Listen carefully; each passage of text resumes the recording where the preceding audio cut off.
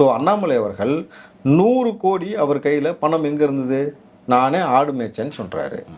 அங்கே ஐபிஎஸ் வேலையை ரிட்டையர்ட் பண்ணியாச்சு. அதில் வர பென்ஷன் காசு இதை வச்சு எப்படி கட்சி ஆரம்பிக்க முடியும்? Logic number 1. லாஜிக் நம்பர் 2, அவர் இதுக்கு முன்னாடி மாநில தலைவராக இருந்தார்ல, அப்போது அவர் சொன்ன வார்த்தை, எனக்கே 4 நண்பர்கள் தான் உதவி செய்கிறார்கள்.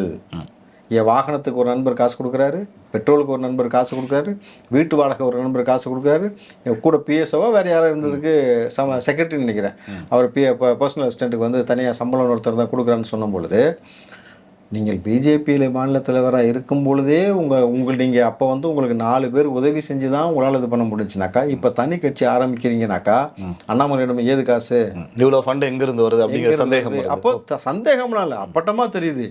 பிஜேபியால் வந்து எந்த சூழல்லையும் உள்ளே வந்து வேறுண்ட முள்ளுன்னும் பொழுது அந்த திராவிட கட்சிகளை நம்பி நம்மளால் எப்படி நம்மளாலும் ஒத்த குதிரை தான் நம்ம வந்து தனியாக நிற்கிற மாதிரி இருக்குன்னு சொல்லிட்டு அண்ணாமலையை அந்த சாயலே இல்லாமல் தேசியமும் தெய்வீகம்னு சொல்லி உள்ளே இறக்கி விட்டு ஃபுல்லாக ஃபண்டு கொடுத்து நீ யங்ஸ்டர்ஸை எடுத்துகிட்டு நீங்கள் வந்துடலாம். ஏப்பா மலைன்னு பேர் வச்சுட்டா நான் மலையாயிருவீங்களா கேட்குறேன். அண்ணாமலைன்னு பேர் வச்சுட்டா நீங்கள் தளபதியோட மோதிடுவீங்களா? இவருக்கு இருக்கக்கூடிய இமேஜ் ஃப்ரேமு, இவருக்கு மக்கள் கொடுத்த சப்போர்ட்டு, ஒரே நேரத்தில் 2 திராவிட கட்சியை வீழ்த்தினது, இவர் எப்படி வந்தார்னு தெரியும். இவர் பிஜேபி முற்றிலுமாக சேர மாட்டேன்னு எதிர்த்து ஜெயித்த மனுஷன். நீ பிஜேபிக்குள்ளேயே ஊறிக்கிட்டு இருந்த மனுஷன் அண்ணாமலை திடீர்னு நான் பிஜேபி விட்டுட்டேன் அப்படின்னு சொல்லிட்டாக்கா இதை மக்கள் ஏற்றுக்கிட்டு அண்ணாமலை பின்னாடி போயிடுவாங்களா அப்படின்னாக்கா, தம்பி நீங்கள் ஒவ்வொரு கட்சி ஆரம்பித்தாலும் அதில் ஒரு 10 பேர் இருப்பான்.